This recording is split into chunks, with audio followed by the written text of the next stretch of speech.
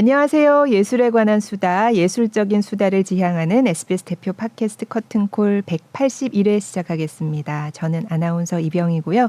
오늘도 김수연 문화예술 전문기자 함께합니다. 안녕하세요. 네, 안녕하세요. 커튼콜 김수연입니다. 네, 자 오늘 커튼콜에서는 목관악기 연주하시는 두 분을 모셨습니다. 네. 네, 얼마 전 그 클래식의 명가 데카레이브를 통해서 듀오 앨범도 같이 내셨는데요. 먼저 쾰른 귀르체니 오케스트라 플룻 수석으로 활동하고 연세대 음대 재직 중인 플루티스트 조성현 씨, 또 핀란드 방송교향악단 오보에 수석 오보이스트 함경 씨 나오셨습니다. 반갑습니다. 안녕하세요. 먼저 자기 소개를 한번 직접 부탁드릴까요? 네. 네. 안녕하세요. 플루티스트 조성현입니다. 간단합니다. 스스로 하시네요. 네, 네. 네. 네, 안녕하세요. 오보이스트 함경입니다. 와, 네. 아주 간단합니다. 네, 네. 그쵸, 그게 제일 중요한 거니까. 네. 사실 이 두 분 모시게 된 게 제가 얼마 전에 조성현 씨 공연을 보러 갔었어요. 네. 그래서 그때는 이제 클로드 볼링의 재즈 피아노와 이 플룻을 위한 모음곡 그걸 한다 그래서 저는 그걸 실연으로는 처음 들었거든요. 네. 네. 제가 예전에 저기 그 레코드 맞아요. 음반으로는 굉장히 많이 저도 들었는데, 있었는데. 예, 예. 저희 집에 있더라고요. 네. 찾아보니까 레코드 그 옛날 LP가 아직도 있더라고요. 예. 그래서 그때 그걸 들을 수 있다는 얘기를 듣고 막 쫓아가서 봤거든요. 그래서 끝나고 나서 이제 두 분이 또 음반을 이제 녹음을 하셔서 곧 나온다 그 얘기를 들었어요. 그래서 그러면 요걸 계기로 한번 네. 모셔야 되겠다. 그래서 이제 모시게 됐고요. 네. 그때 공연도 너무 좋았죠. 네. 이번 앨범도 내고 그러셔서 함께 네. 나오시게 된 거지요? 네. 네. 맞습니다. 근데 앨범 이전에도 원래 두 분이 친하신가 봐요. 네, 저희 워낙 또 중학교 선후배 사이고 형이고요. 그리고 또 독일에서 벨린 필하모니 오케스트라의 이제 그 인턴십 프로그램인 그런 게 카란 있구나. 아카데미에서도 같이 이제 멤버로 활동을 하고 또 현재까지 또 목관오중주 앙상블을 저희가 2012년도에 창단해서 네. 지금까지도 같은 멤버로 팀이에요. 팀이에요. 네, 그게 그래서 바이츠. 네. 그래서 저희는 뭐 정말 뭐 선후배를 넘어서 오랜 친구로 지금 지내고 있습니다. 그렇구나. 네. 그러다가 음반도 같이 내자 이렇게 하시게 된 거예요? 너무 자연스러운 계기로 그렇죠. 이제 또 사실 이 오보에랑 플루트라는 악기가 바로크 시대에 가장 또 오늘날의 피아노 같은 가장 그 바로크 시대에 유명하고 활발히 연주가 됐던 악기이기 때문에 네. 사실 바로크 시대 때는 뭐 사실 제일 유명했던 두 악기고 그때 네. 음악 레파토리들이 사실 오늘날의 피아노나 바이올린처럼 너무 많이 있어요. 그래서 그때 시대에 지금 오늘날까지 알려지지 않은 레파토리를 발굴해서 연주하는 게 또 저의 네. 또 사명감이기도 하고 네. 또 특별히 이 앨범에도 저희가 오랫동안 또 계획하고 있었던 거를 이제 탄생할 수 있게 돼서 네. 너무 기쁩니다. 네, 이 앨범 저 가지고 오셔가지고 네, 보여드리겠습니다. 이렇게 생겼어요. 네. 바흐라는 타이틀의 앨범입니다. 네. 네, 네. 근데 우리가 음악 시간에 배웠던 그 바흐 말고 바흐가 엄청 많다고. 그렇더라고요. 네. 바흐가 굉장히 많아요. 사실 정말 음악 가문이고 네. 아들들도 너무 많고 사실 그 아들들이 굉장히 많은데 그 중에서도 저희가 또 둘째 아들인 프리드만 바흐의 네. 음악과 네. 또 막내 아들인 칼 필립 에마누엘 바흐의 음반을 네. 또 다 수록을 했는데 네. 사실 아버지의 그 그늘에 가려져 있었지 굉장히 사실 이 두 그 아들 바흐가 없었다면 오늘날에 또 모차르트나 쇼팽이나 이런 작곡가들이 있었을까라는 생각도 들고 네. 사실 굉장히 중요한 아버지의 그늘에 가려서 주목받지 못했지만 사실 굉장히 중요한 이 시대에 또 중요한 작곡가들이기도 네. 합니다. 네. 그럼 여기는 바흐 아들들 것만 있어요? 네. 아니, 아버지. 아버지도 네. 있어요. 세바스티안, 네. 네. 그러니까 요한 세바스티안 바흐는 아버지고 네. 빌헬름 프리드만 바흐는 바흐는 아들, 둘째 아들이고요. 예, 둘째 아들이고 또 그리고 막내 칼 아들. 필립 에마뉴엘 바흐가 막내 아들. 네. 그래서 저 CPE 바흐 이렇게 많이 쓰더라고요. 많이들. 예, 아, CPE 네. 바흐하고 WF 바흐 네. 이렇게 하는 거죠. 예. 바흐 하면 그냥 저희는 보통은 그냥 아버지를 네. 생각하는데 예. 대바흐. 네, 네. 아 대바흐. 네. 아. 한국에서도 많이들 그렇게 아, 말을 그렇게 듣고. 구분을. 네. 아, 네. 큰 바흐. 아, 네. 대바흐. 그리고 소바흐. 아들 바흐. 네. 꼬마 바흐. 아들들이 되게 많았던 것 같더라고요. 많아요. 네. 네. 굉장히 또- 다산 가정이었던 어. 걸로. 네. 예, 또 다 예. 음악가들이고 음. 작곡가고. 어디서 보니까 바흐 가족 이 가정의 음악가가 뭐 수십 명 된다. 이 후손들도 네, 다 맞아요. 따지면 뭐 그런 얘기도 들은 것 같아요. 맞아요. 바흐 자체도 형제가 되게 맞아요. 많았다고 맞아요. 네. 하더라고요. 아, 네. 아. 맞습니다. 요한 크리스티안 바흐. 크리스티안 네, 바흐. 네. 아. 저희한테 잘 알려진 작곡가는 네. 사실 손꼽을 수 있는데 네. 그 우리가 알고 있는 작곡가 말고도 가족들 중에서 음악가가 되게 많다고. 그러니까요. 알고 있어요. 네. 네. 네. 음. 근데 좀 전에 그 바로크 시대에 이 플루트와 오보에가 요즘의 피아노와 바이올린처럼 그렇게 곡이 많았다 그랬는데 특별히 이유가 있을까요? 바로크 시대에 뭔가 잘 맞는 악기였을까요? 이게? 그랬던 거. 그때 당시엔 또 오늘날의 그 피아노는 없었고 네, 존재하지 네. 않았고 네. 사실 또 사실 제일 접하기 쉽고 작고 네. 좀 그때 당시에는 이렇게 완전한 음들을 못 냈었지만 사실 왕의 악기라고 많이들 아. 했어요. 아. 이제 독일 왕들이 이제 정말 플루트요. 네 그래서 네. 플루트란 그때 당시에는 또 원전 악기는 트라베소라는 악기인데 이제 네. 그때는 이렇게 완벽한 악기의 형태가 아니고 네. 구멍도 6개밖에 없고 어. 음역대도 한정이 돼 있었는데 네. 그런 발전이 덜 된 악기로도 왕들이나 이제 궁정에서 가장 사랑받았던 이 두 악기로 네. 네. 알고 있습니다. 아. 제 생각에는 네.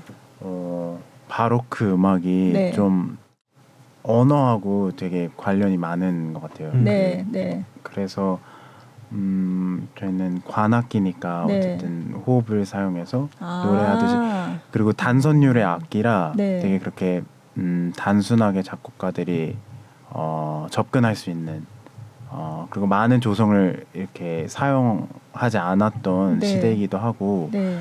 그래서 굉장히 운이 좋게도 저희 악기를 위해서 쓰여진 곡들이 굉장히 많아요. 아, 그 시대에. 바흐뿐만 아니라 네. 뭐 안토니오 네. 비발디, 네. 텔레만 뭐 수도 없는 것 같아요. 네. 환츠. 네. 네. 아. 바로크 음악이 카페 음악이라고 많이들 이제 하잖아요. 아, 그 왜 이유가 왜요? 그렇게 그냥 얘기하나요? 그런 네. 사람들이 이런 뭐 정말 선술집이든 카페든 모여서 아. 그 자리에서 이렇게 작곡을 하고 초연하고 그런 음악이었어요. 아, 굉장히 그래요? 네. 쉽게 접할 접을 수 네. 있는 그때 당시에는 정말 오늘날의 가요 같은 음. 그런 음악이었는데 이게 시대가 변하고 오면서 그냥 굉장히 무겁고 네. 종교 음악으로만 인식이 되다 그러게요. 보니까 네.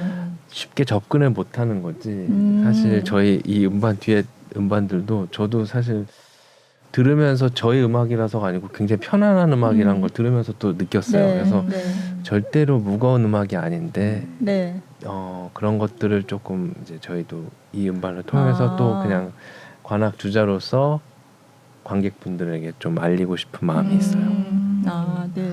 카페 음악. 그러게요. 네. 네. 아니 그 보통 사실 바로크 이러면 뭐 교회, 그러니까요. 종교 네. 막 이런 생각을 또 하게 되잖아요. 네. 그 바흐가 그리고 실제로 이제 교회에서 그럼 이제 평생 네. 그렇게 작곡을 한 작곡가이고 하니까 그렇게 연결이 되는데 사실 꼭 그런 음악들만 있는 거는 아니었다는 네. 거죠. 네. 춤곡도 네. 많고 네. 굉장히 다 춤과 네. 그런 정말 접하기 쉬운 정말 심플한 음악이 쉽다고 간단하다는 말은 아니지만 네. 굉장히 접하기 쉬운 음악이라고 생각을 해주시면 음. 그리고 바로 그 음악이 제일 어떻게 보면 장점이 다 짧아요.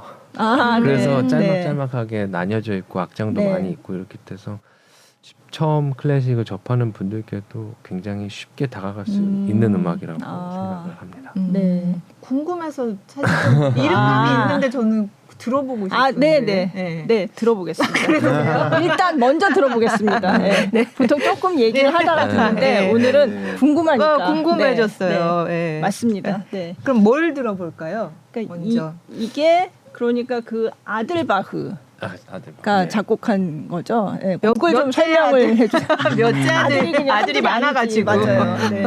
사실 저희 음반이 네. 어쨌든 이 타이틀은 바흐지만 네. 저희들이 애초부터 구상하고 계획했던 게 이 둘째 아들 프리드만 바흐의 네. 6개의 듀엣이에요. 네. 근데 사실 이거를 하면서 저희가 또 플룻 레파토리지만 오보 연주자들에게도 많이 연주되는 칼 필립 에마누엘 바흐의 솔로 소나타와 또 네. 대바흐의 대바흐. 유일한 플룻 솔로이자 파티타인 이것까지 다 추가를 해서 아, 연결을 지어보자라는 네. 생각에 네. 사실 저희의 메인 곡은 이 프리드만의 6개 듀엣인데 네. 이제 앞뒤로 아버지와 막내 아들의 아들. 곡도 네. 수록을 한 거죠. 네. 그래서 이게 CD가 2장이더라고요. 아. 네. 네. 그러면 그 프리드만 프리드만 바흐의 바흐의 듀엣 중에서 네. 지금 이번에 네, 1악장을 1악장. 들려드려요. 네 들어보겠습니다.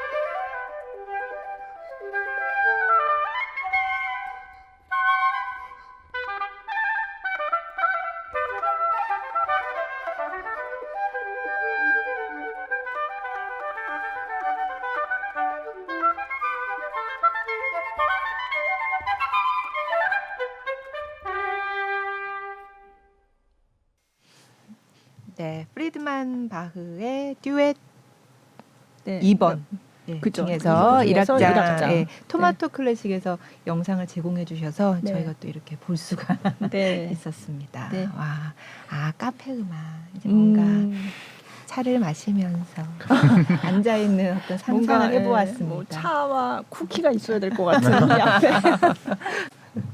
네. 네. 굉장히 그러니까 도란도란 예. 얘기를 하는 것 같은 그런 네. 느낌. 예. 플루트와 오보에 하면 사실 오케스트라 음악 들으러 가면 당연히 그런 음악 악기가 있다는 건 알지만 또 자세히는 모르거든요. 그렇죠. 이 네. 악기가 사실 또 멀리 있어가지고 잘 안 보이기도 해요. 예, 그래서 이게 어떤 식으로 연주가 되는 건지 이 악기가 어떻게 생겼는지 사실 가까이서 볼 기회가 없어서 그래서 제가 악기를 좀 가지고 나오셨으면 좋겠다 하고 와. 부탁을 드렸어요. 네. 네, 네. 아까 그래서. 왕의 악기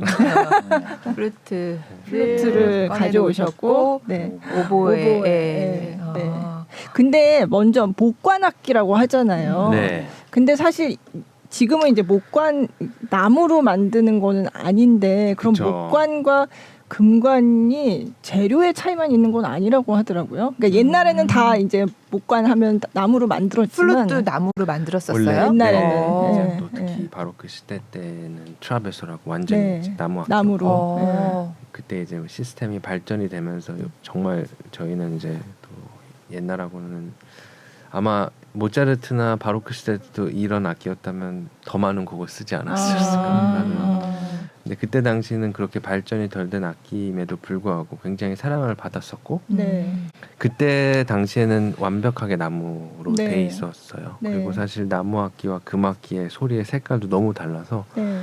저도 연주를 할 때는 특히 바로크 레퍼토리나 뭐 고전 음악까지도 나무 악기로 연주를 하는 편이에요. 아, 아, 그러세요? 나무 네. 플룻이 아직도 있어요. 있어요. 네. 오. 근데 그때 당시에 악기도 있지만 이제 오늘날의 메커니즘, 이 발전된 형태 시스템으로 만들어진 이제 이 관은 나무로 된 악기가 있기 때문에 그럼 오보에도 그렇게 만들어진. 네, 오보에도 바로크 시대 때는 이 금속 키가 다 없었죠. 네. 그냥 나무에 뚫려 있는 구멍을 가지고. 뭐 리코더 같이. 맞아요. 네. 네. 어렸을 때 배웠던. 아. 네. 아직도 이제 고음악 단체들은 현재 네. 활동하고 있는 고음악 단체들은 다 아직도 옛날 바로크 오보에를 네. 연주하고 있고요. 네. 그리고 오보에도 마찬가지로 음역대가 지금 같이 이렇게 넓지 않았죠. 그 당시에는. 그래서 이렇게 방금 들으셨던 프리드맨 박 네. 같이 이렇게 약간 소규모 네. 곡이 많이 작곡되었고. 네. 네. 음역대가 그러면 지금은 어떻게 돼요? 플룻이 더 높죠. 네. 네. 네. 조금 더 시끄러운 악기죠. 그러면 대략 음역대가 어느 정도? 저희는 이제 되나요? 3옥타브를 네. 낼 수 있고요. 네. 또 정말 현대곡 같은 데는 조금 더 높일 수 있고 높여서, 더 낮출 네. 수 있고 하긴 하지만 네. 그래도 기본적으로 많이 쓰는 음역대는 정말 3옥타브를 네. 그럼 보통 이 가운데 도를 기준으로 위로 한 옥타브, 아래로 한 옥타브 그렇게. 했습니다. 그때 당시 이제 바로크 음악은 굉장히 이제 플룻의 중저음역대가 많이 쓰여져 있어요. 그래서 네. 볼륨상으로 그때 당시에는 뭐 교회나 이런 정말 오픈된 공간에서 네. 연주했기 때문에 네. 괜찮았을 텐데 이 오보나 다른 관악기들에 비해 플루트란 악기는 네. 굉장히 퍼져 있는 악기예요. 이제 퍼졌다고요? 네. 바람을 쓰면 밖으로 버려지는 게 사실 저희는 리드를 통하고 마우스피스를 통하는 악기가 아니고 그냥 정말 네. 어떻게 말하면 생 바람을 네. 악기이기 때문에 네. 좀 요 바람을 불어넣는 곳이 네, 요거인데 네, 네. 정말 저렇게 아래로 뚫려 있기 때문에 네. 저희가 아무리 엄청난 컨트롤러 쓴다 한들 네. 반 이상은 버려질 거예요. 그렇기 때문에 사실 더 많은 바람이 필요로 하고 색깔이 굉장히 음색이 퍼지는 색깔을 갖고 있기 때문에 네. 알맹이가 없기 때문에 그런 음역대적인 문제가 이 바로크 음악의 가장 또 플루티스로서 문제 같아요. 그러니까 중저음악대가 많이 퍼지고 볼륨적으로 굉장히 작아질 수 있어서 네. 그런 부분들이 또 바로크 음악을 할 때 어려운 부분인 것 같아요. 플룻 연주자로서. 한번 소리를 좀 내봐 주실 소리요? 수 있으세요? 네. 그냥 살짝 네, 네, 네, 네.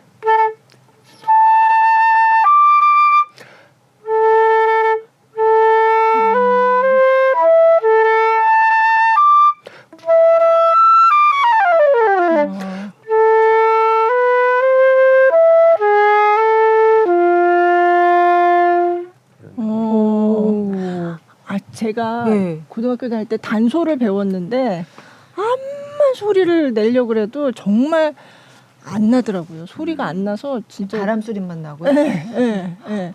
근데 플룻을 배운 친구가 있었는데 그 친구 어릴 때 배웠대요.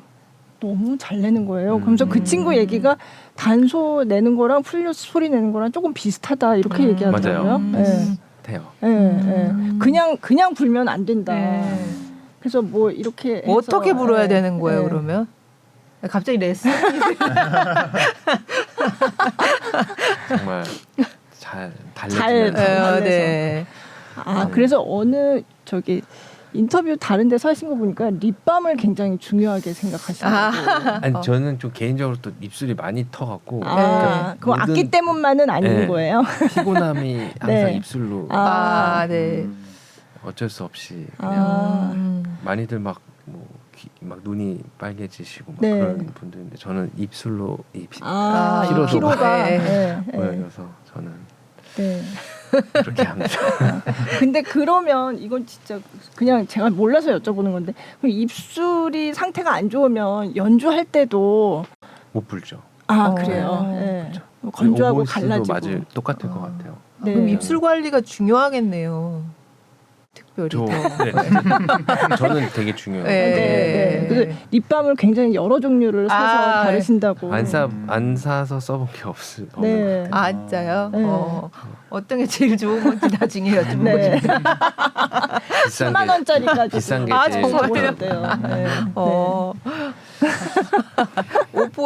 오보에도 입술이 중요하죠. 네, 입술이 중요하죠. 왜냐면 오보에는 이제 리드를 통해서 소리를 내는 악기이기 때문에 네. 리드가 뭐냐면은 이게 악기에 지금 리드가 꽂혀져 있지 않는데 네. 이 악기 윗부분에 네. 이렇게 리드를 꽂는 구멍이 있어요. 네. 근데 여기다 이제 저희가 직접 만든 리드를 꽂아서 이제 되게 작은 틈새로 바람이 나가는 거라 사실 플룻하고는 연주법이 사실 많이 달라요.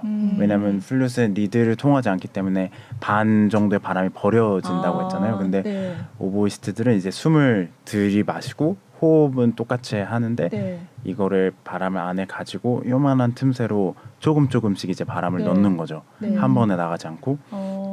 그래서 바람을 컨트롤하는 방법이 약간 미세한 차이가 있고요.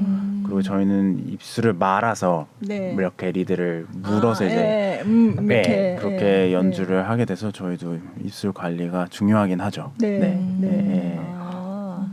네. 그것도 소리가 쉽게 나지 않죠. 그쵸. 이렇게 해가지고 쉽게 안 분다고 해서 나죠. 소리 제가 부는 모습 보고 이제 전공하지 않는 친구들이 네. 한번 나도 불어보고 싶다 해서 하면 아예 소리를 내지를 못 내. 못하더라고요. 네. 이게 입 모양을 트레이닝이 어느 정도 돼 있어야지 또 너무 꽉 문다거나 네. 이제 그러면 소리가 나가지 않기 네. 때문에 네네네. 리드는 혹시 안 가져오셨어요? 리드 갖고 왔어요. 근데 네. 좀 시간이 필요한데. 네네. 보여주세요. 궁금하니까. 리드를 다 직접 깎으신다면서요? 네. 극한 직업.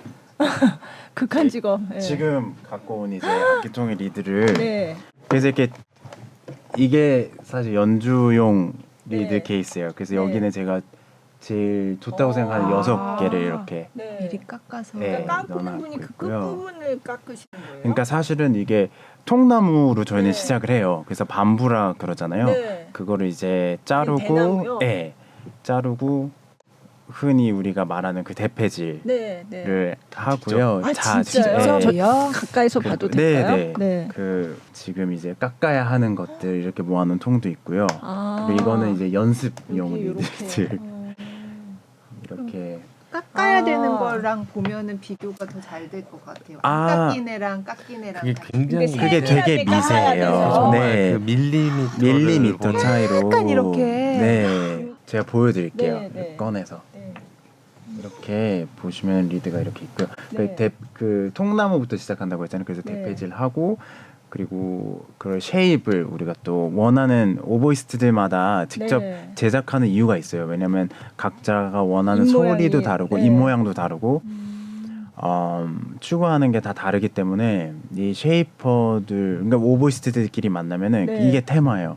이 쉐이퍼는 너는 어떤 걸 쓰니? 네. 나는 쉐이퍼가 뭐예요? 쉐이퍼가 네. 이 처음에 대패질을 끝내고 네. 나면은 그냥 나무가 이렇게 통나무 형태로 돼 있잖아요. 네, 근데 네. 이제 이 그걸 쉐입을 일단 잡아주는 요렇게 거예요. 잡아주는 네, 묶기 전에 그 네, 쉐입을 네. 하는 게 쉐이퍼의 역할이고, 그리고 이 콜크라고 네, 네. 이 밑에 스테이플이라고 저희는 그러거든요. 이것도 네. 종류가 브랜드가 여러 개가 있어요. 아, 그래요? 그래서 이 브랜드에 따라서 또 달라져요. 음색, 음정 이런 게. 그리고 이게 길이도 다 다르고요. 아, 그래서 그래요? 저는 4.7mm를 네. 쓰지만 네. 이제 영국 같은 데 가면 이제 피치가 440으로 이제 네. 좀 낮게 그죠? 네. 튜닝을 한단 말이에요. 그럼 네. 거기서 이제 448로도 쓰고요. 음. 이제 독일 같은 경우는 446, 네. 445로 443으로 이제 튜닝을 하니까 45mm, 46mm를 더 선호하기도 그때마다 하고. 다 달라져요. 네. 정말 그래서- 머리 아픈 사실은 정말 리얼 크래프트예요, 크래프트. 공예 거의 공예. 장인이 돼야 되겠네요. 네, 그래서 저도 리드 장인. 네. 물론 저도 도움을 받고 하지만 네. 결국에는 직접 깎아요. 네, 직접 깎을 수밖에 없는 그런 일인 것 같고요. 네, 네. 네. 또 미국하고 유럽하고 리드도 아예 달라요. 맞습니다. 아, 그래요? 또 이제 네. 미국에서는 W자 리드를 W자 리드요? 네, 그러니까 저희 이렇게 보면 리드가 네. 저희는 이렇게 U자로 위에 이거는 유러피안 스타일입니다. 아, U자로 이렇게 쉐입을 깎아요. 잡아요. 네, 네. 그래서 유럽에서는 U자 형태의 리드를 쓰고 미국에서는 아예 밑에까지 다 스크레이브를 해서 W자 형태로 쓰게 돼요. 그래서 예를 들면 저는 이제 미국에 가서 일을 할 수가 없고 그래요? 그 경계가 리드가 아예 예. 그리고 미국 오보이스도 유럽에 와서 연주하지 않고요. 진짜요? 물론 이제는 좀 처음 들었어요. 경계가 조금 네. 모호해지는 네. 시기가 왔다고 하는데 아직도 그게 아직도 굉장히 극명하게 차이가 있어서 그러면 연주법이나 뭐 이런 게 달라져요? 조금 달라져요. 완전히 진짜요? 네, 그 주법도 달라지고요. 오. 추구하는 소리 네. 그리고 비브라토 예를 들면 네, 저희가 네. 바이브레이션 할 때 네. 그런 테크닉도 조금씩 달라지고요. 그 리드의 모양에 따라서요. 따라서, 그 네. 조금 깎는 맞아요. 거 다른 건데도 그렇게 차이가 완전히 나요? 완전히 차이가 나요. 어머. 그리고 비엔나 필은 또 맞아요. 그 또 비엔나에서만 쓰는 오보에가 있어요. 또- 비에니스 오보라고 하거든요. 네. 그래서 비에니스 오보를 배우게 되면은 네. 이제 비엔나에 있는 5개 대만. 오케스트라에서밖에 일을 할 수가 없어요. 아. 그러니까 굉장히 큰 도박이죠, 사실. 네. 어머. 네. 그래서 그런 점이 또 있답니다. 그러면은 네. 그거를 병행해서 연주할 수도 있지 않나요? 배우면? 할 수는 있지만 그렇게 다 안 하시는 이유가 왜냐면은 예를 들면 이렇게 그냥 U자 리드로 네, 네. 하고 공부를 한 그러니까 뭐냐 비엔나 오보는 오보에가 또 다르거든요. 아예 아예. 생긴 게 네. 악기 자체가요. 악기 자체가 그래서 그걸 이제 비엔나에 예를 들면은 내가 네. 비엔나에 있는 오케스트라에 들어가고 싶어서 네. 비에니스 오보를 배운다. 네. 그렇게 하는 사람을 제가 여태까지 못 봤어요. 왜냐면은 그게 또 비엔나에서만 하시던 그죠. 분들에게 네. 조금 네. 이게 누가 될 수도 있고 아. 그것만 정통으로 하시는 분들이 또 있는데 계속 네. 이렇게 네. 해오신 네. 분들. 전통을 그게 이게 대에서 대로 이어지는 네. 약간 이런 네. 그래서 이걸 많은 분들이 모르세요. 일단 어. 리드를 직접 깎아야 된다는 거를 모르시고요. 네. 그리고 이게 얼마나 힘든 작업인지 모르셔서 예를 들면 어저께 별마당 도서관 가서 네. 피아니스트 문정재 선생님하고 네. 연주를 네. 했는데 거기도 이제 토크 형식으로 음악회를 진행했는데 문정재 선생님이 이제 많은 오보이스트들하고 같이 연주해 보셨으니까 네. 저의 고충을 알고 관객분들한테 이걸 설명해 주시더라고요. 네. 그래서 좀 감동했어요. 오. 네, 이거 많은 분들이 모르시니까 이게 또 나무로 만들어져 있기 때문에 날씨나 지역에 다른 지역에 갈 때 또 네. 달라져요. 그래요? 그래서 고도가 높은 오보이스트들은 이렇게 네. 매일 깎아야 돼요. 평생 깎고 준비를 미리미리 해야 돼요. 그러니까 한국에 여름에 오면 습하잖아요. 네. 그리고 이제 에어컨 냉방이 이제 강하면은 또 리드가 붙어요. 다 이게 붙는다는 게 이제 미세한 구멍을 통해서 바람을 낸다고 말씀드렸잖아요. 그게 좁아져요. 그게 그 좁아져요. 안에 미세한 네. 구멍들이 있는 거예요. 네, 그러니까 제가 보여드리면은 네. 어머.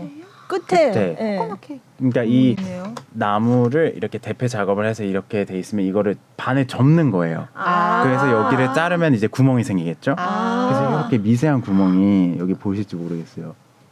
예, 응. 보이시죠? 그 구멍이 네. 바람을 통한대요. 여기 이 구멍을 통해서 어머. 이렇게 소리가 나는 거예요. 아. 예, 어머. 너무 신기하죠. 네. 네. 이렇게. 네. 그거를 그래서 사실은 꽂아서 오보에만으로는 네. 아무런 소리가 나지가 않아요. 네. 아무런 네. 소리를 낼 수가 없고 이제 그게 있어야 이 리드를 이제 꽂으면은 네. 이제 오보에서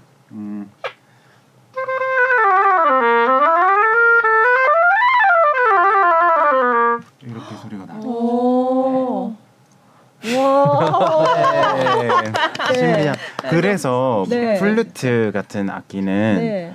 취미로도 많이 배우시잖아요. 네, 왜냐면은 맞아요. 네. 그러니까 그 뭐라 그래 더 액세스 하기 좋다고 네, 더 접근하기가 맞아요. 더 오버보다 왜냐면 그렇죠. 이제 취미생들은 사실 리드를 그걸 맨날 어디서 깎기가 그렇죠. 그리고 이게 깎는데도 굉장히 오랜 시간 수련이 좀 필요하거든요. 그러면 이를테면 매일 아침에 일어나자마자 깎으세요? 아니 그러지 않아요. 왜냐면은 이게 너무 예민한 작업이니까 아침에 저는 깎으면은 오히려 그날 조금 더 기분이 다운될 때도 있고 해서 일단 연습을 해요. 저는 네. 항상 연습할 수 있는 리드는 만들어 놓는 편이고요. 근데 연습할 때는 사실 어떤 리드를 써도 네. 저만 이제 하는 저만 듣고 하는 작업이기 때문에 부담감은 없는데 이제 정말 중요한 연주가 다가오는데 리드가 안 나올 때가 있어요. 아무리 깎아도.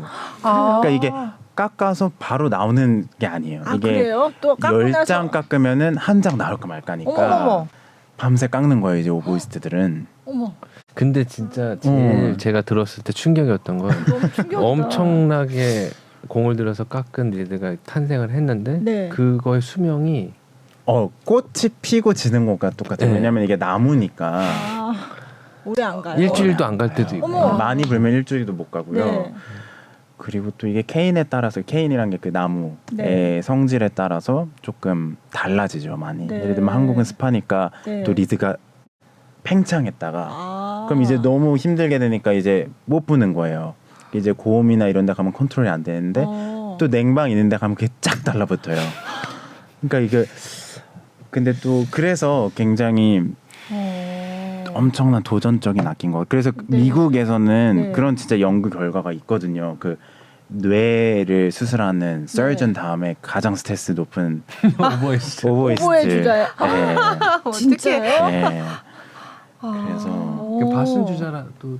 네, 근데 이제 바순도 이제 겹리드 악기거든요. 저희와 네. 제가 리드가 같은데 그럼 겹으로 돼 있어요. 네. 겹으로 돼 있어요. 근데 바순은 크기가 훨씬 크죠. 그러니까 네. 크기가 클수록 덜 예민하죠, 사실. 네. 그래서 수명도 조금 더 오래 가는 편이고요. 네, 바순 네. 리드는. 그래서 그거는 이제 바순 주자들도 이 정말 그 리드가 안 나오는 그 시기에는 네. 똑같이 스트레스는 받지만 네. 이제 리드가 더 작아지게 되면은 더 예민해진다는 거에는 다 동의를 해주더라고요. 네. 그래서 너네는 정말 힘들겠다. 우리도 힘든데. 그럼 바순주자도 이걸 깎나요? 네, 진짜? 다 깎고요. 예. 그렇구나. 클라리넷이나 색소폰 같은 네. 거는 겹리드가 싱글. 아니고 네. 그냥 뭐라 그러죠? 그냥 싱글 리드라 그러는데 네. 그냥 나무 대패 하나를 이렇게 네. 마우스피스에 붙여서 네. 사용하는 거기 때문에 그런 건 다 제작이 되어서 팔아요. 아. 그런 거는 덜 예민하고 네. 그래서 클라리넷 하는 친구들 보면은 한 뭐 30장, 40장 이렇게 그냥 샵에서 사와서 네. 그냥 뜯어서 네. 그냥 부는 거예요.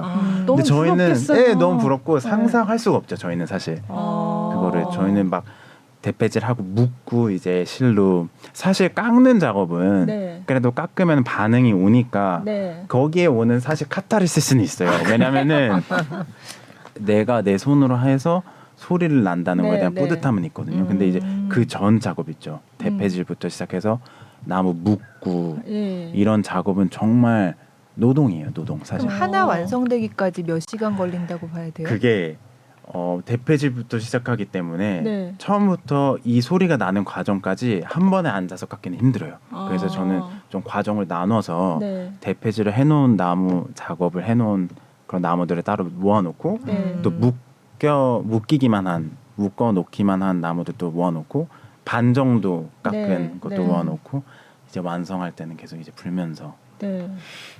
좀 그럼 만약에 오늘은 하나를 쭉 대패지. 한다 그러면 얼마나 그러면은 걸려요? 뭐 사실 앉아서 한 2시간 정도 네, 하나 날마다요. 그쵸 사실은 스트레스 받을 만하네요. 근데 그렇게 깎았다고 해서 그게 100%다 되는 것도 아니니까. 아니고. 네, 열두 사실 중 거의 하나라도 반 하지. 이상을 버려요. 근데 이게 또 성격이 자신 있게 그냥 아닌 거 싶다 이런 거는 또 버리면은 또 버린 만큼 채워지잖아요. 네, 그래서 또 네. 그렇게 할 수 있었는데 저는 또 그게 안 되더라고요. 왜냐하면 이게 아까 말씀드린 대로 습도나 네. 이런 거에 영향을 받기 때문에 아 이게 또 다른 데 가면 네, 또 예를 들면은 제가 이제 fin란드에 지금 네, 살고 있는데 네. 핀란드에서 안 좋았던 리드가 네. 갑자기 또 한국에 왔는데 여기에 맞을 수가 있어요. 네, 그래서 저는 못 버리겠네. 잘 못 버리겠는 거예요. 그래서 또 뭐 1년, 2년 그냥 묵혀놨는데 갑자기 네. 살아나는 경우도 있고요. 어. 되게 신기해요. 그러면 되게 리드가 엄청 많으시겠어요. 엄청 많아요. 그리고 이거는 제 케이스 네. 메인 케이스에 들어있는 네, 그것도 요만큼이고요. 벌써 수십 개 되는 이것도 거잖아요. 이미 수십 개인데 네. 또 세컨 케이스에는 막 50장짜리 아. 담아놓는 그런 네. 케이스도 가지고 다니고요. 네. 이게 근데 정말 막판에 쓸 수 있는 리드는 정말 한 개, 2개 있으면 많다고 저희는 느껴요. 아 그래요? 근데 그러면 저희는- 내가 네. 오늘 연주가 중요한 게 있는데 오늘 요 리드를 써야겠다 이러고 네. 마음을 딱 먹고 갔는데 가서 뭐 이를테면 직전에 리허설을 한다거나 할 때 이거 소리 아닌데 이럴 네. 때도 너무 많죠. 너무 많. 그래서 제가 그런 걸 옆에서 너무 많이 아, 봤어요. 진짜요? 그러니까 이거는 연주 리드로 아껴놨는데 네. 딱 막상 당일날 갔는데 네. 너무 아닌 거예요. 네. 그래서 결국에는 연습 때 그냥 썼던 게 제일 낫네 하고 그걸로 어. 연주하는 경우가 굉장히 많아요. 좀 그러니까 다양하게 너무- 들고 다니시겠네요. 네, 다양하게 어. 좀 들고 다니는 편이에요. 네. 네. 그럼 이거 음반 녹음하실 때는 어떠셨어요? 그때도 힘들었어요. 왜냐면 저희가 힘들었죠. 통영에서 녹음했는데 또 통영도 네. 그 바닷가라 또 습하거든요. 여름에 네. 여름에 제가 맞아. 녹음을 해갖고 네. 통영 그 콘서트홀에서요? 네. 네. 그래서 보면서 정말 그래서 제가 맨날 성현이 형한테 네. 나한테 잘하라고 오보이스트들한테 잘해줘라. 어. 정말 말을 해요. 오보이스나 바스니스트한테 리드 조크하는 건 정말 싸움이 날 수도 있을 정도 예민한 건데 저는 그런 농담을 던지는 것만 해도 저희 굉장히 친하다는 거죠. 거예요. 네, 그렇구나. 굉장히 배드 네. 조크가 많죠. 근데 또 형이 저랑 오랜 기간 해서 네. 그런 거에 되게 이해심이 많아요. 네. 네. 왜냐면 또 그런 거 이해 못 해주는 플루티스트도 있더라고요. 제가 외국에서 연주하다 보면은 네. 그러니까 이건 너무 예민하니까 우리가 갑자기 음정인 어긋날 네, 거나 네. 할 때 형은 이해를 해주죠. 네, 그래서 다시 네. 맞춰보자 하고 이런 게 아. 있는데 그러니까 딱 한 번 안 맞으면 사실 오보이스트들도 괴롭죠. 근데 플루티스트가 그걸 이해를 해주면 좀 더 네, 훨씬 네. 마음이 편해지죠. 근데 오케스트라에서 사실은 오보에가 플룻도 그렇지만 중간에 막 많이 이렇게 쭉 바이올린처럼 이렇게 하진 않지만 되게 중요한 주제 선율을 한다든지 플룻도 그렇고 그럴 때가 있잖아요. 네. 오보에가 A를 주지 맞아요. 않나요? 맞아요, 맞아요. 네. 아니 근데 아. 저도 조금 갑자기 궁금한 게 맨 처음에 튜닝할 때 그 A 음을 할 때 오보에가 먼저 하잖아요. 근데 그렇게 민감하고 건데, 예민한 악기인데 그죠. 그거는 어떻게? 그게 예. 제가 듣기로는 그 오보에의 음색이 네. 뭔가 다른 악기들을 뚫고 조금 이렇게 또랑또랑하게 네, 이렇게 네. 귀에 꽂히는 듯한 그런 네, 그쵸. 음색을 가지고 있어서 가장 그 한 음을 내도 그 배음이란 게 있잖아요. 우리가 네. 데시벨 테스트 놓고 보면은 네. 음을 내도 그 안에서 이 음정이 있는데 아, 다른 악기가 맞추어서 튜닝하기가 가장 적합한 음색이라고 말씀하시더라고요. 그래서 어디서 시작됐는지 모르겠는데 네. 그게 어느 순간부터 전통이 돼서 항상 오보의 주자가 그렇죠. A를 해. 네. 근데 저는 개인적으로도 저희가 가운데 있기도 하지만 네.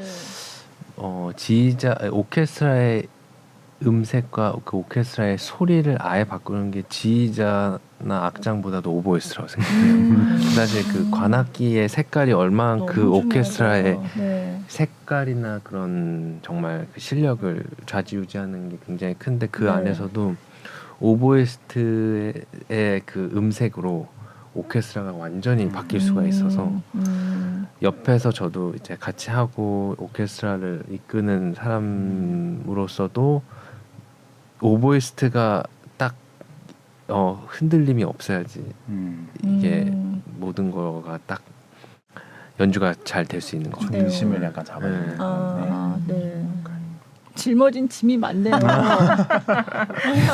정말. 아니 아까 악기 꺼내시면서도 이렇게 네. 덮어놔 저걸로 네. 덮어놔야 된다 하시고 무릎에 또 아무래도 이렇게 이게- 해놓으시고 있잖아요. 네. 그럼 덮어놓는 건 왜 그러는 이게 거예요? 에어컨 아, 그건 아마 플룻도 마찬가지일 거예요. 네, 저희가 네. 침이 그러니까 뭐라 그러죠? 습기가 차면은 네, 네. 그러니까 키 사이에 이렇게 물이 고일 물방울이 수가 생겨서, 있어요. 네. 예, 그랬을 때 저희가 소리를 내게 되면은 이제 침이 들어간 그 습기가 들어간 그 소리가 네. 나게 네. 되고 키도 안 움직일 수. 안 움직일 수도 그래요? 있고 네. 되게 예민한 악기인 것 같아요. 사실. 네. 몇 살에 시작을 하셨어요 오보에를? 전 초등학교 5학년 때 그럼 그때도 그러면 시작할 때 이거 뭐 리드를 깎고 이런 걸 다 알고 시작? 한국에서는 네. 일단은 악기를 어느 정도 불 수 있어야지 그래도 리드를 깎을 수 끌 수 있- 있는 아. 그런 능력이 생긴다고 생각해서 그 선생님들이 처음에 시작할 땐 리드를 많이 주세요. 사실 고등학교 때까지도 한국에서는 아직도 선생님들이 네. 그래서 저는 유학을 가서 오랜 시간 활동을 하다 보니까 한국 오보에 선생님들이 정말 대단하다고 느껴지는 게 깎아서 주시는 거예요. 그거 다 깎아서 밤새 깎아서 주시는 거예요. 어머머. 네. 근데 유럽은 네. 처음부터 너가 깎아라. 아. 그러니까 장단점이 있는 것 같아요. 그러니까 네. 유럽 애들은 처음부터 약간 독립적으로 되어지는 것 같고 네. 이제 한국 학생들은 대학교 들어가서부터 이제 배우게 되는데 네. 사실 악기는 외국 학생들보다 더 빠르게 기초나 이런 게 잡힐 수는 있지만 네. 이제 대학교 들어가서 당장 내가 내일 연주해야 될 네. 리드 내가 깎아야 되네 이런 어. 상황에 놓이게 되는 거죠. 아. 그래서 정말 한국 선생님들 대단하신 것 같아요. 결론은 정말. 한국 선생님들 네. 대단하다. 그러니까 이렇게 네. 되는 게 한국 선생님들은 그러니까 나쁜 리드로 네. 학생이 불어서 나쁜 습관이 드느니 내가 고생해서 깎아주자. 리드를 깎아서 주겠다 이렇게 되시는 거예요. 근데 지금 제가 연주했던 활동하다 보니까 저 리드도 챙기기가 힘들거든요, 사실. 네. 근데 정말 그 제자들 리드까지 깎아주신다는 거는 그렇구나. 정말 대단하신 네. 열정이신 거예요. 네. 그럼 리드 깎는 방법을 대학교 가서 따로 배우세요? 그러니까 그 강의가 있어요? 네, 강의가 이제 어. 리드 메이킹 선생님이 따로 아, 있는 진짜요? 학교도 있고요. 네. 그 선생님이 그리고 이제 모든 오보이 선생님들이 다 조금씩 알려주시기도 네, 하고 네. 이제 그리고 대학교 선배가 이제 후배한테 이제 묶는 아. 법이라든지 이런 거 전수해 주시기도 하고요. 네. 그러면 리드도 이거 재료비가 꽤 들겠네요. 그렇죠, 이게. 저는 그죠? 이제 오케스트라 활동하니까 이제 오케스트라에 그걸 청구를 할 수가 있어요. 아, 네. 오케스트라에서 이제 활동할 때 제가 쓰는 거니까 할 수 네. 있는데 이제 학생 입장에서는 이 재료비도 장난이 아닐 거예요. 그렇구나. 팟캐스트는 리드의 이해. 정말 리드 이야기로 물어봐도 너무 신기하고 계속 궁금하네. 그렇구나. 근데 또 그런 거 있는 것 같아. 그 형이 접대 말씀해 주셨는데 네. 그래도 리드가 잘 깎아서 잘 나온 리드면 네. 저희는 그래도 마음의 안정은 있거든요. 아. 리드가 좋으니까 마치 예. 밥을 안 먹어도 배가 부른 그런 느낌이 있어요. 오보이스트 네. 입장에서는. 네. 근데 플룻은 기댈 데가 없잖아요. 본인밖에. 그런 거 있지 않나요?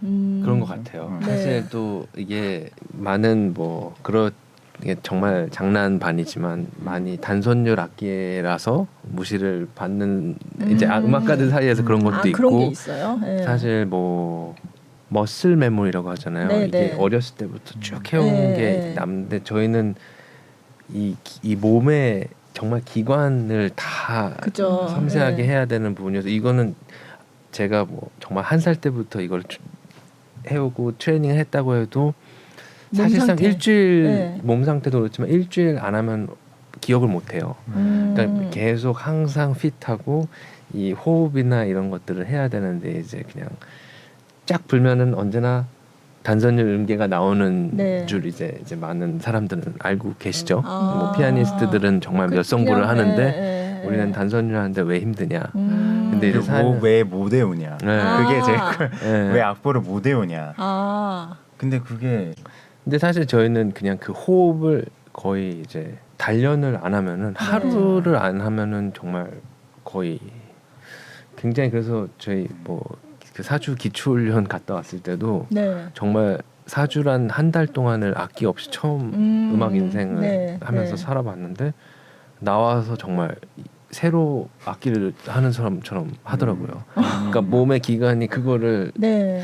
정말 저희는 뭐 정확하게 이 횡격막 이런 거를 쓸 줄 알았는데 그게 사실 굉장히 감인 거고 네. 저희가 횡격막을 연다라는 표현을 많이 쓰고 그런 식으로 가르치지만 그거는 본인의 느낌이지 그건 절대 그게 좀 정확하게 그 열어서 제대로 하고 있는지 컨트롤을 할 수 없는 네. 부분인데 그러니까 그거는 그러니까 매일 단련을 그게 시켜야 되는 운동선수랑 네. 비슷한 것 같아요. 네. 그러니까 정말 아, 관악 그렇지. 주자들은 정확하게 이제 성악하시는 분들도 네. 마찬가지겠지만 정말 운동 선수랑 똑같다고 보면 되시고 몸이 약간 손가락을 외우고 이런 거에보다 몸의 기관을 이 호흡을 통해서 하는 거기 때문에 항상 핏해야 되고 네. 건강 관리를 못하는 것도 그 사람의 책임이고 아. 그것도 실력의 한 부분일 것 같아요. 맞아요. 그래서 정말 저희는 목이 잠기면 소리도 아예 잠기거든요. 네. 그러니까 그냥 이 모든 기관을 항상 열어놓고 컨트롤하고 호흡하는 게 필요한 것 네. 같아요. 내 목이 잠겼는데 그 악기 소리가 잠겨요? 네. 사실 가장 바람을 내는 마지막 포인트 부분이기 때문에 네. 여기가 잠기면 뭐 관악 주자들은 다 똑같을 거예요. 아. 이렇게 목이 부으면 네. 이제 부을 때 압력이 가해지면 아프잖아요. 네. 그러니까 편하게 못 내니까 아. 그런 고충들이 있는 것 같아요. 네. 그러면 호흡법을 따로 연습을 하세요?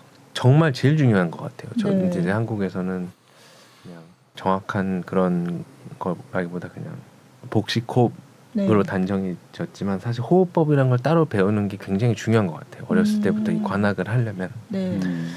이게 정말 배로만 필요한 게 아니고 이 몸 전체를 쓰는 호흡을 네. 배워야 되는 게 굉장히 중요한데 그런 거를 진짜 어렸을 때부터 굉장히 무의식 통해서 네. 단련을 했다면 얼마나 좋았을까라는 생각은 해요. 아 그래요. 네. 그럼 체중이 뭐 늘고 줄고 이것도 영향을 받아요? 글쎄요.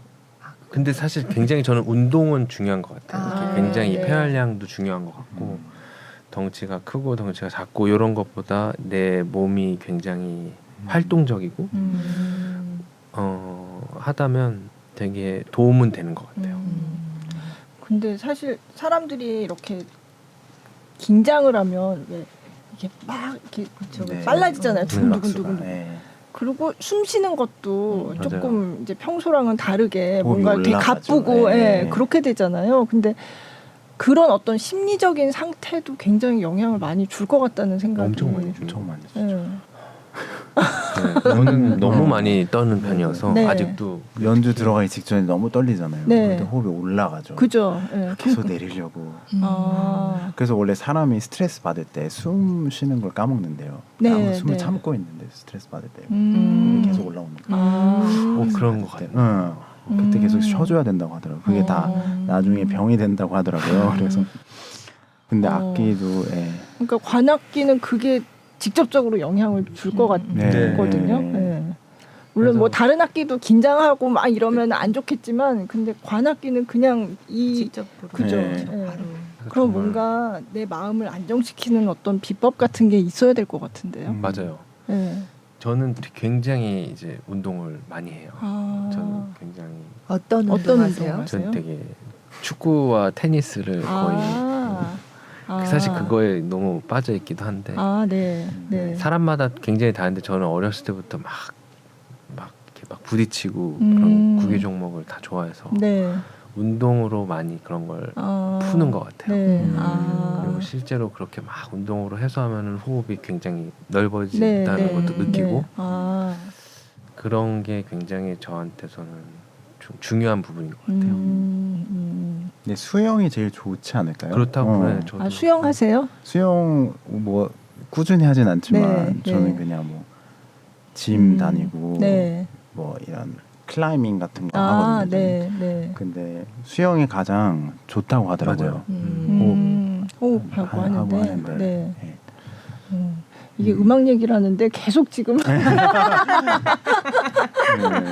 아까는 깎는 얘기. 네. 네. 아, 그렇구나. 재밌네요.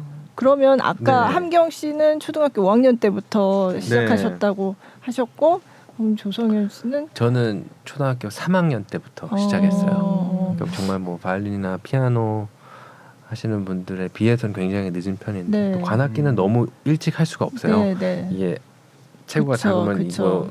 이게 위치도 안 네, 되고 네. 또 호흡을 필요로 하는 악기 때문에 정말 어렸을 때 그런 압을 또 주는 것도 굉장히 또 안 좋은 것 같기도 하고 아. 이건 어리다고 해서 악기가 작아지는 건 아닌 거죠? 작은 악기도 있는데요. 아 있어요? 네. 플룻은 이렇게 돌려진 돌려서 거 인 것도 있어요. 아. 이게 아. 기니까 아. 이게 이렇게 입되는 아. 거. 유턴 하듯이. 네. 아, 그래요. 아. 그거는 네. 좀 어린. 근데 사실 그래서 음. 관악기 중에서 가장 어렸을 때 해도 되는 악기가 그러니까 플루트인 것 플루트요. 같아요. 맞아요, 맞아요. 리코더, 플루트. 네, 네. 네. 그리고 이렇게 특히 압이 굉장히 많이 필요로 한 악기는 제 생각에 정말 좀 더 있어도 그래서 굉장히 중학교나 고등학교 때 시작해서도 정말 잘 네. 하시는 분도 많이 네. 있어요.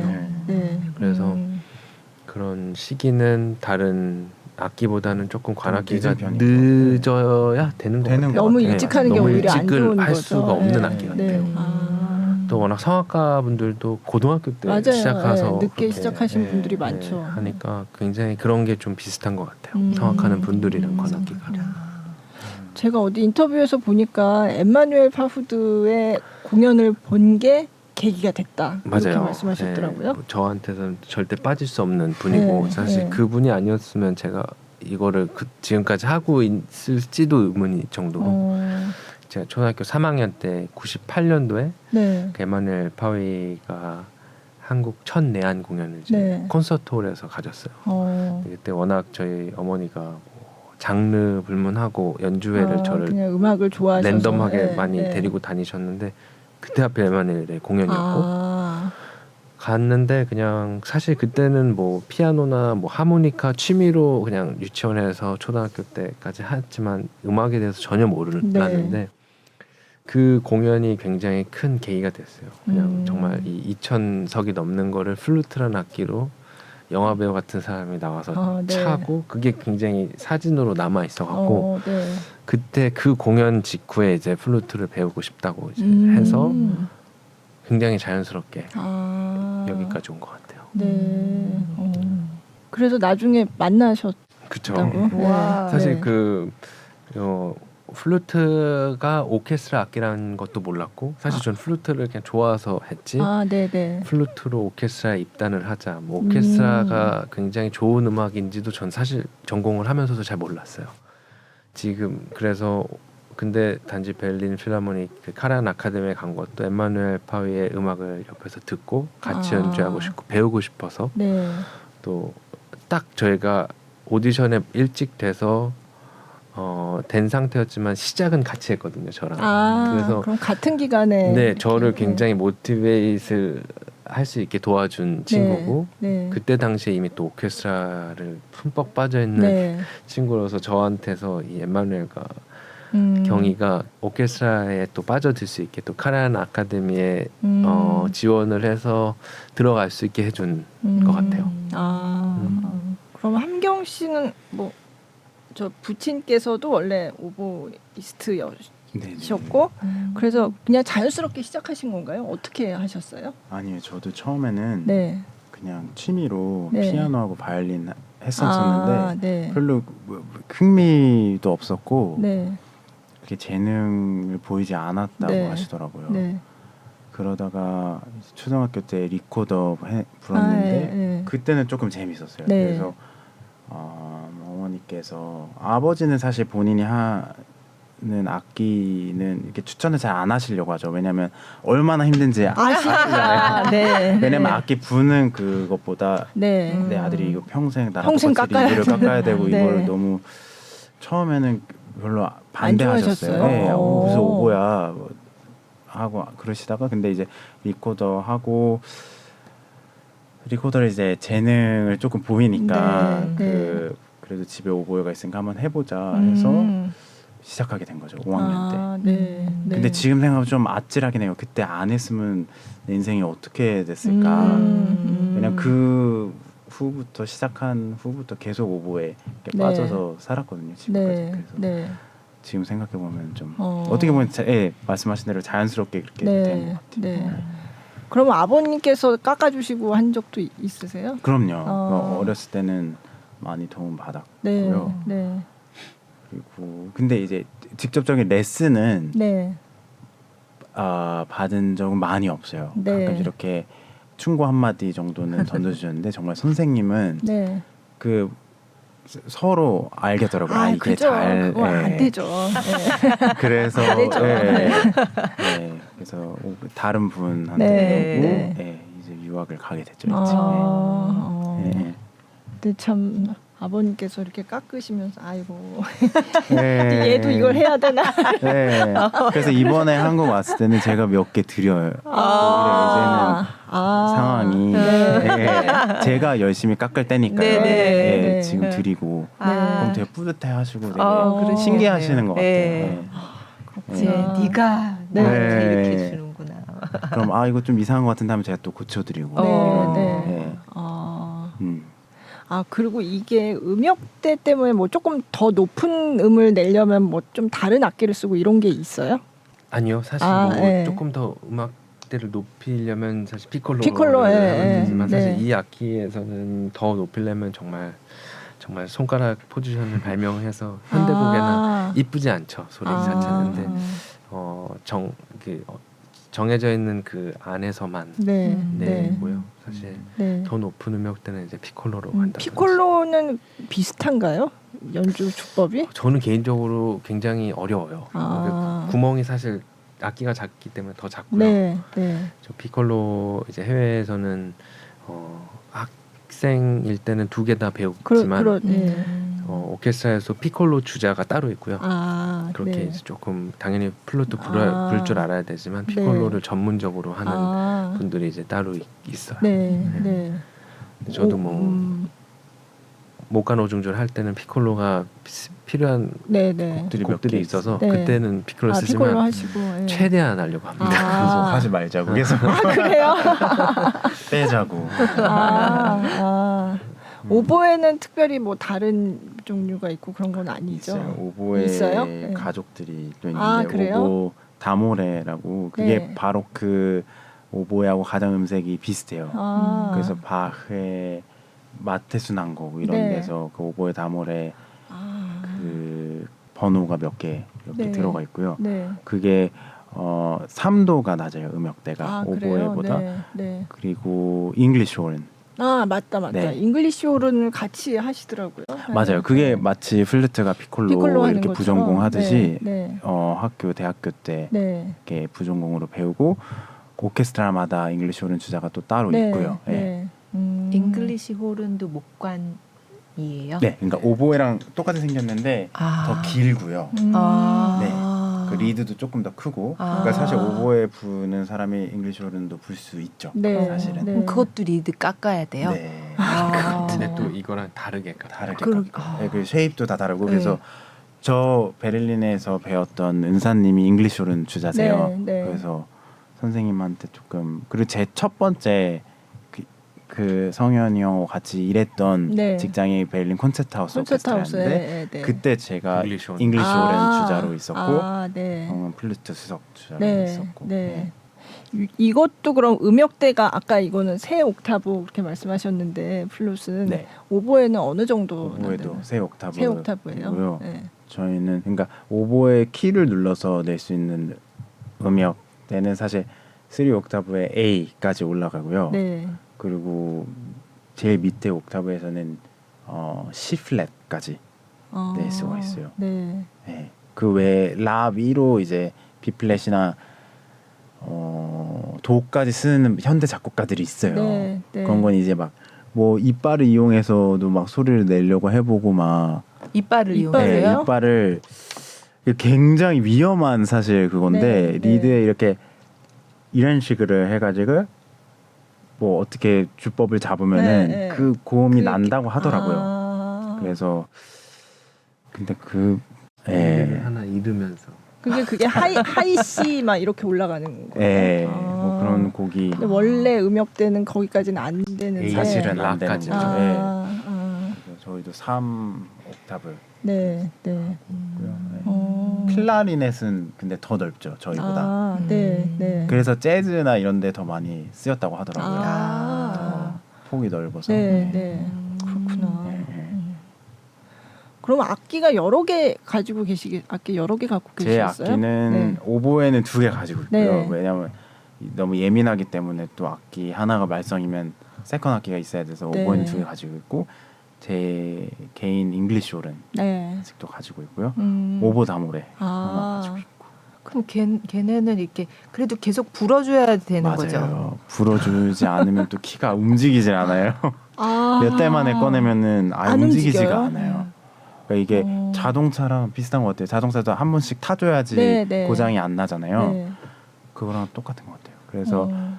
저는 이제 잉글리시 홀은 지금 이제 핀란드에서 네. 직책이 오보 수석이니까 네.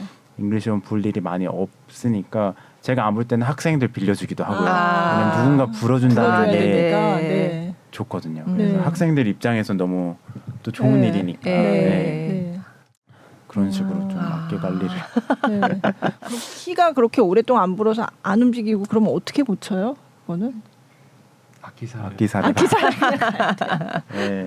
그럼 막 분해하고 막 이래야 되나요? 네, 패드도 기름칠을 보고, 해야 되나? 아. 기름칠도 하고 어. 네.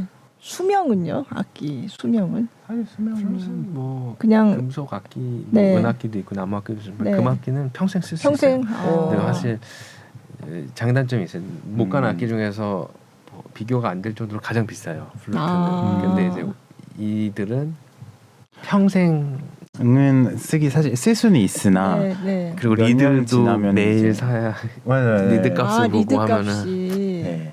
그리고 악기도 한 제 생각에는 한 몇 년 지나고 나면은 그 네. 압력이 이제 빠지게 되잖아요. 많이 아. 부니까. 아. 그래서 새 악기가 가지고 있는 그 저항감이라든지 네.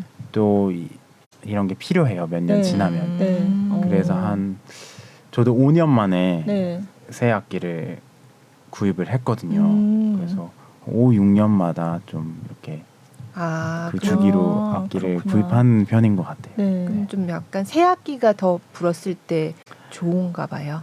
아니 근데 또 너무 새 악기는 연주를 하기에는 아. 겁이 나요. 왜냐면은 아직 길들여지지 않아서. 않은 어. 그래서 어느 정도 한 1, 2년 정도 부은 악기가 가장 적당한 것 같아요. 아. 이제 3, 4년 지나가면 이게 저항감이 빠졌네 그래요? 이런 어. 느낌이 딱 들어요. 그럼 이제 그때부터 리드가 조금 더 두꺼워지기 시작하는 거예요. 왜냐면 그냥 얇은 리드로 했을 때 악기에서 받아주는 저항감이 빠지니까 아, 네. 그 내가 예전에 내고 싶어하던 그런 묵직한 소리가 나지가 않네 하면서 리드가 두꺼워지니까 네. 그 밸런스를 조금 찾아가는 것 같아요. 머리 일이에요. 아픈 리드 얘기하면 끝이 없는 것 같아요. 끝이 없습니다. 네. 네. 네. 다른 얘기 하다가도 결국 네. 결국 리드로 돌아와. 그래서 그 판도라의 상자를 열면 안 돼요. 근데 오보이스트들끼리 만나면은 네. 뭐 미리 얘기를 해요. 우리 네. 리드 리드 얘기는 하지 말까? 네. 그럼 리드 깎는 그 뭐라 그러죠? 그 기구? 기계 예. 그런 기계들이 이제 것도- 많이 나왔어요. 네. 그 근데 막판에는 결국엔 자기가 손으로 네. 깎아줘야 깎는 되는 그 것 같아요. 목각 같은 거 하는 그 칼이 있어요. 칼이 있어요. 네. 네. 칼도 여러 종류가 네. 앞부분을 깎아주는 그 칼이 또 따로 있고요. 또 그것도 아, 악기상에 가면 파나요? 네. 아. 네. 한번 깎아보시게요. 네. 손재주 없는 사람은 못 하겠어요. 네. 그 악기는. 네. 네. 손재주가 어느 정도 있어야 음. 하는 거고 제가 사실 손재주가 없어요. 네. 네. 많이 없는데 손재주 있는 친구들 보면 되게 부러워요. 그리고 이게 손재주랑 또 인내심이 아, 그렇죠. 있는 친구들이 리드를 잘 깎더라고요. 이쯤에서 한번 노래를 네, 네. 네, 곡을 하나 더 들어보도록. 예. 그러면은 이것도 이 앨범에 실려 있는 네. 곡 중에 하나인 거죠. 아까 뭐죠? 프리드만 네, 바흐의 그 듀엣 듀오 곡인데요. 예. 네. 5번. 네, 일악장. 일악장. 네네 들어보겠습니다.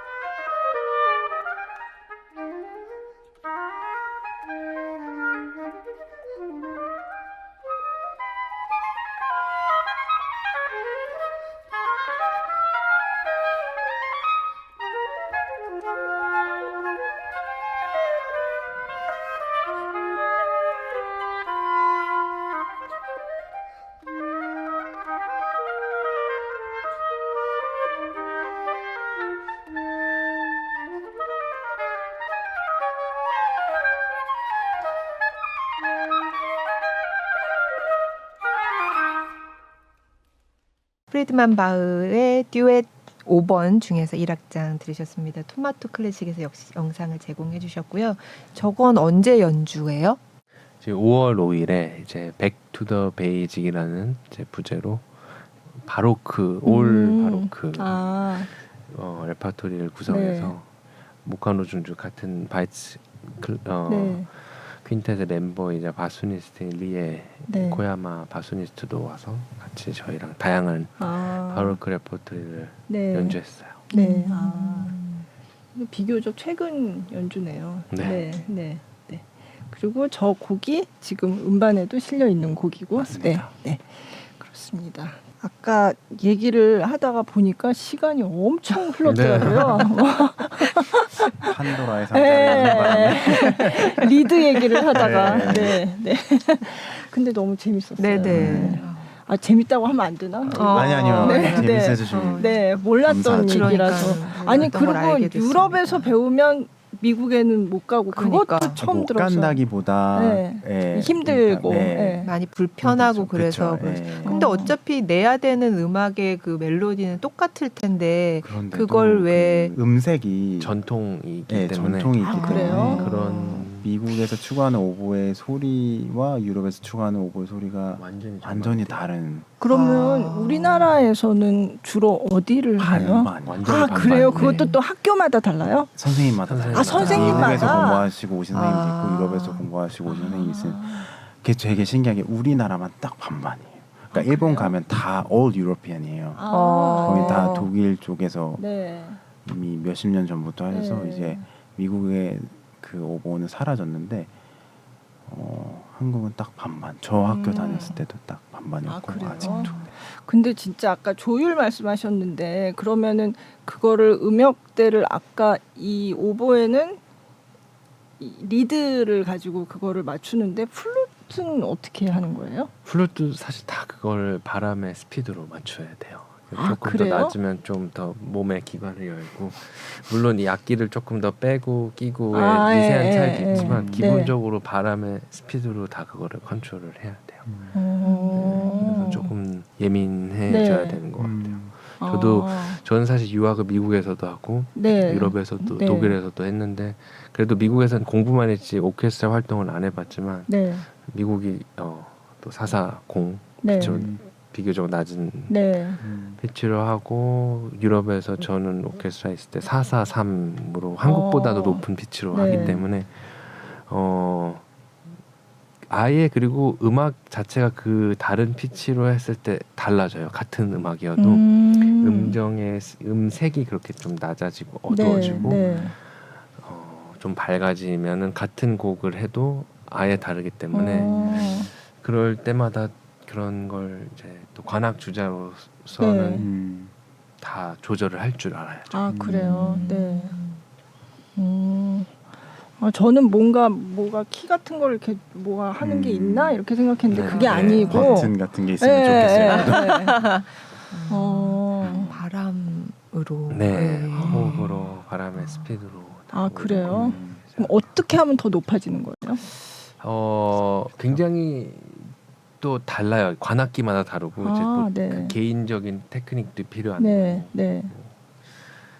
두성을 더 열고 뭐 바람의 스피드를 좀 더 빨리 내고 빠르게 네, 내고 입술 구멍을 네. 좀 더 좁히고 굉장히 그런 거는 좀 예민하고 이제 저도 제 노하우는 제 학생들한테 아. 가르쳐 주지만 네. 어떤 사람도 또 다르게 다르게. 어떤 그 두성을 만드는 또 울림을 만드는 포인트를 여길 가져가는 사람도 있고 막 다 달라요. 그렇구나. 네, 근데 이제 네. 그냥 성악이랑 비슷한 거 똑같은 것 네, 같아요. 네, 그래서 성악하는 네. 쌤들하고도 이런 얘기를 하면 굉장히 재밌는데 그럼 한국은 442로 네. 보통 하는 거죠.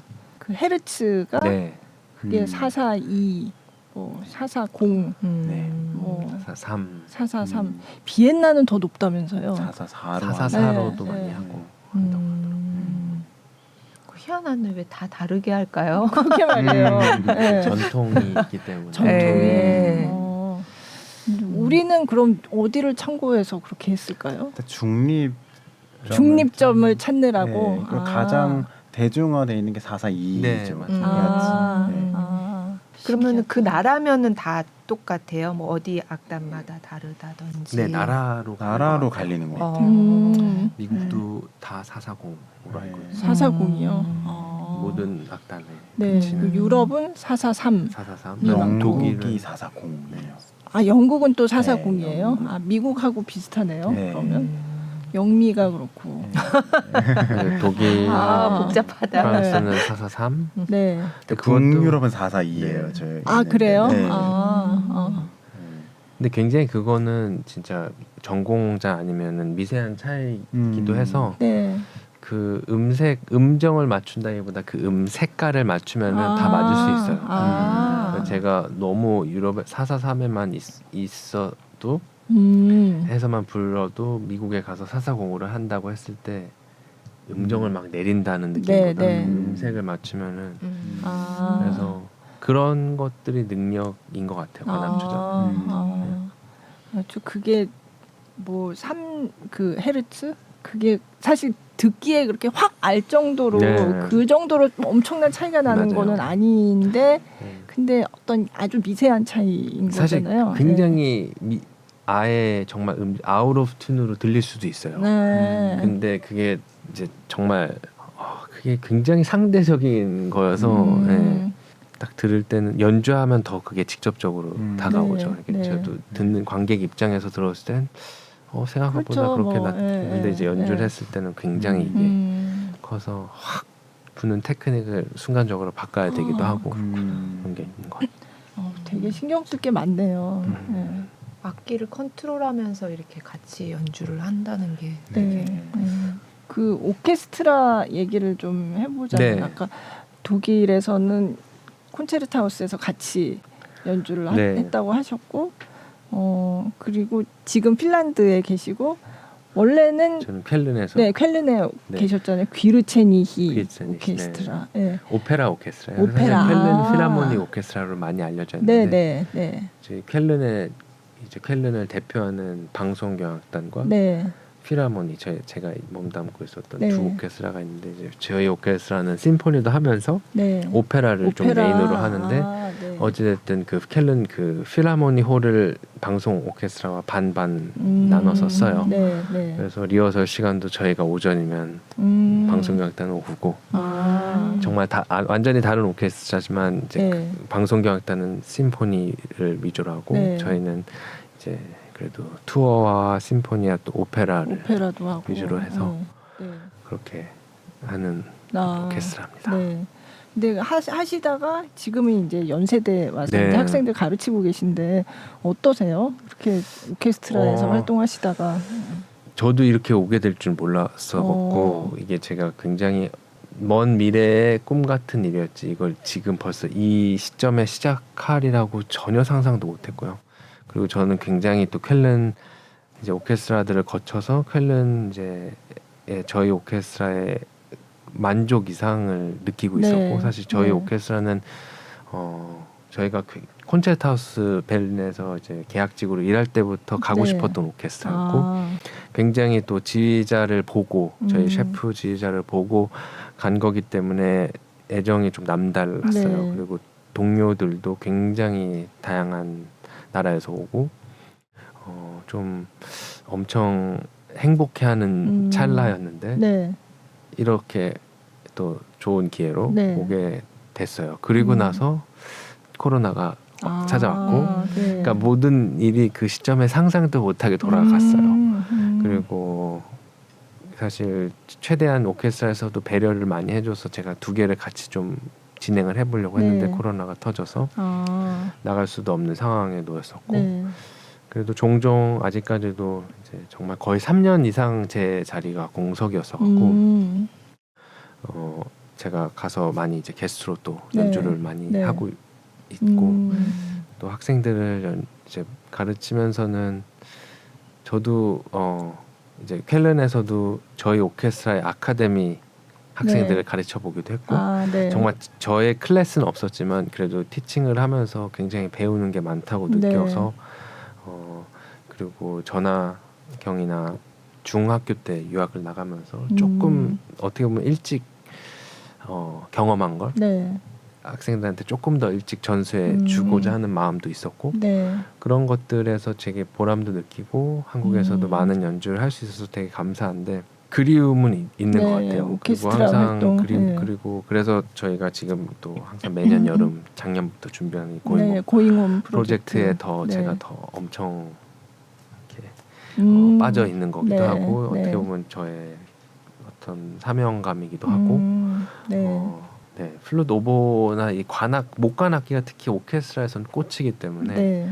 그런 활동들이 좀 그립긴 해요. 네, 이제 그런 거를 이제 고잉홈 프로젝트에서 조금 더 해소하고 더 풀 수 있어서 네.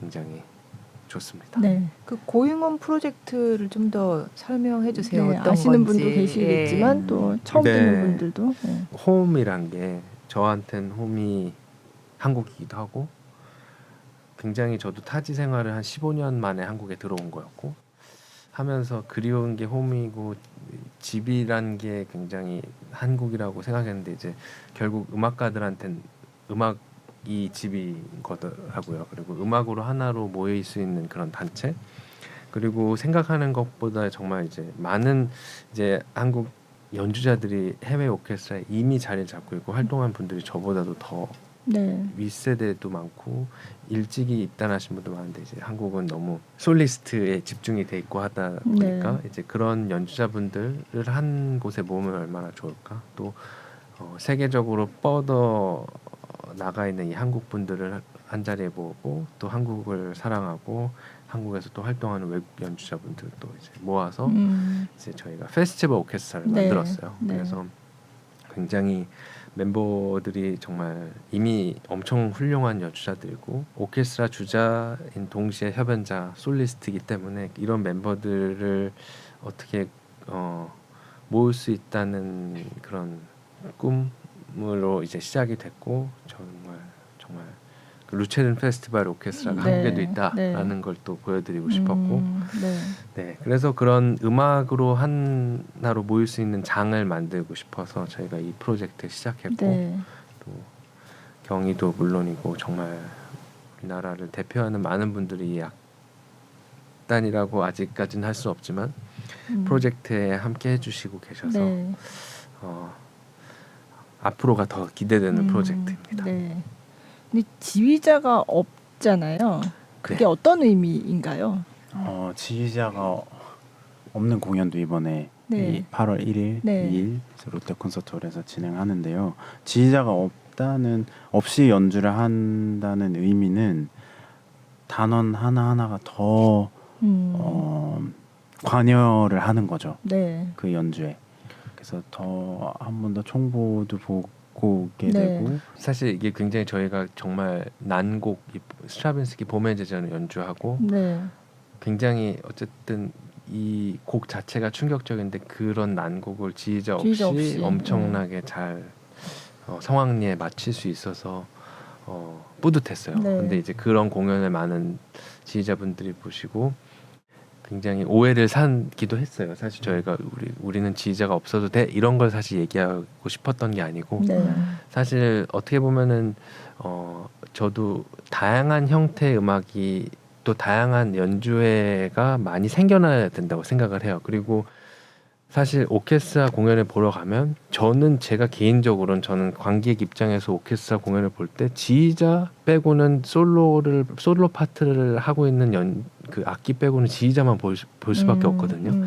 그래서 지휘자에 따라 모든 게 바뀌고 그런 단체보다는 사실 저희는 사실 오케스트라를 만드는 건 어떻게 보면은 앞에 있는 수석진이 아니고 뒤에서 오는 소리거든요. 그래서 네. 뒤에 있는 한 분 한 분 정말 이 모든 뚜띠 단원들부터 한 분 한 분을 주인공으로 만들고 싶었고 확실히 저희가 작년에 하면서 지휘 없는 공연을 하고 나서 많은 관객분들이 모든 사람들을 다 봤대요. 네.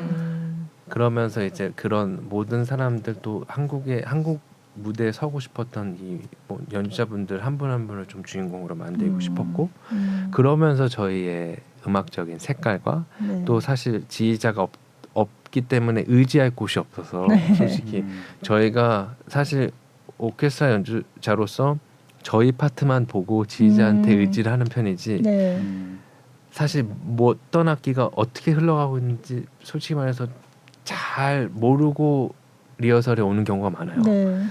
지휘자가 그걸 한 곳에서 보았죠. 근데 이렇게 저희가 이제 리허설을 통해서 연주를 하고 나니까 외울 수밖에 없더라고요. 네. 제가 이 아. 파트를 하면서도 어떤 악기가 정확하게 이곳에서 이걸 한다는 걸 알고 연주를 하니까 다른 음악의 또 다른 면이 보이고 더 다양하고 조금 더 확실한 음악을 할 수 있었던 것 같고 리허설 프로세스도 굉장히 모든 악기 수석들이 자기만의 의견, 아이디어를 네. 내서 그걸 모으기 때문에 네. 어떤 한 사람의 음악보다는 더 다양한 음악을 보여드릴 수 있는 장점이 있지 않나? 네. 라는 건데 사실 지휘자가 정말 무조건 필요한 곡도 있기 때문에 네. 사실 저희가 이거를 하는 이유는 이제 저희만의 그런 음악 개성을 보여드리는 거지 지휘자가 없어도 돼라는 건 절대 아니에요. 그래서 네.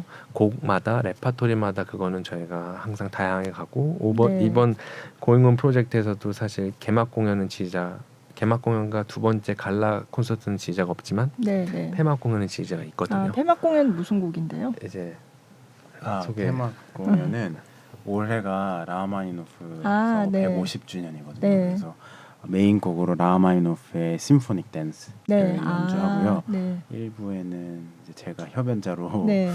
호주 출신의 작곡가 나이젤 웨스레이크의 네. 오보의 협주곡을 한국에서 초연하게 네. 되었습니다. 네. 음반 내시고 또 두 분이서 같이 하는 연주가 있나요? 네. 저희가 이제 어제 어제 별마당 네. 도서관에서 이제 조금 이제 앨범 홍보를 많이 하면서 쇼케이스 형식으로 연주를 했고요. 네. 사실 이 앨범은 정말 오래 남고 싶은 앨범이어서 네. 이제 올해를 이제 지내면서 계속 앞으로 알려드리고 계속, 싶어요. 네. 근데 일단은 네. 8월 5일에 저희가 B1 대구에서 B1 네. 뮤지컬에서 또 리사이트를 이제 앨범을 두 분이 같이 홍보하면서 리사이트를 열 예정이고 네. 이제 또 하반기에도 계속 이 앨범을 노출시키면서 저희가 이 바로크 음악의 매력을 많이 알려드리고 싶어요. 네. 그러면 이제 여름 휴가 기간이라서 한국에 오신 거고 네. 그러면 고잉홈하고 같이 하시는 거 하고 또 뭐 다른 계획도 있으세요? 네, 저는 8월 10일 날 네. 금호아트홀 연세에서 네. 5년 만에 금호아트홀에서 하는 네. 리사이트를 솔로 리사이트를 네. 가질 예정이고요. 네. 그리고 8월 18일 날 원주시립교향악단하고 네. 네. 찜머만의 오보의 협주곡을 네. 연주할 예정입니다. 네. 뭐 휴가가 아닌데요? 휴가 아니에요. 네. 돌아가자마자 또 시즌이 시작해서 그러니까요. 네. 사실 네. 휴가는 내년에 근데 휴가를 오래 가기도 힘들겠어요. 그 연주하시는 분들 아까 그러니까. 머슬 메모리 뭐 말씀도 하셨지만 사실은 이게 며칠만 안 해도 근데 이제 금방- 휴가가 뭐 예를 들면 4주 정도 네. 시간이 있다 그러면 2주를 쉬었으면 2주 돌아올 시간이 있으니까 네. 네. 그런 식으로 다 휴가를 가시더라고요. 아. 제 네. 동료분들은 네. 악기를 갖고 휴가 가는 간 사람도 있고요. 네. 악기 가지고 가세요? 저는 사실 그럴 수 있으면 그런 편이에요. 안 불더라도 네. 그냥 네. 그 이제 마음의- 마음의 안정을 그리고 매일 조금씩이라도 불어놓으면 나중에 아예 안 불었을 때 돌아오는 것보다 좀 수월하니까 저도 휴가 때도 가지고 가세요. 리드라도 가져가요. 리드라도. 리드라도. 리드로. 네. 리드 얘기 결국 리드 얘기로 돌아왔어. 이거 다시. 네. 리드 몇 개나 가져가세요? 휴가 갈 때? 그때 하나만 가져가고. 하나만. 네. 아, 뭐. 그러니까 이렇게 불어보고 네, 이렇게. 입 모양 아. 연습을 위해서. 평생 리드는 어떻게 떼놓을 수가 없네요. 네. 네. 진짜 안 보고 싶어요. 네. 마지막으로 하고 싶은 얘기 있으시면 저희 이 앨범 네. 데카 바흐 앨범과 네. 고잉온 프로젝트 두 개가 오늘 굉장히 네. 네. 열심히 준비하고 있기 때문에 네. 네. 정말 많은 응원과 이제 정말 다른 컨셉의 공연을 보여드릴 수 있다는 확신이 있기 때문에 오셔서 정말 처음 클래식을 접하는 분들도 오시면 굉장히 즐겁게 감상하실 수 있을 거라고 확신합니다. 네. 날짜가 8월 1, 2, 3 아, 네. 롯데 콘서트홀. 네. 아, 그래서 네. 아, 오늘 저희 이제 이제 스튜디오에 처음으로 목관악기 주자를 모시고 얘기를 나눠봤는데 너무 재미가 있어요. 시간 가는 줄 모르고 네. 네, 얘기를 나눠봤습니다. 오늘 또 악기까지 이렇게 가지고 나와주셔서 정말 감사드리고요. 네. 또 다음에 뵙도록 다음에 하겠습니다. 뵙겠습니다. 네, 감사합니다. 감사합니다. 감사합니다.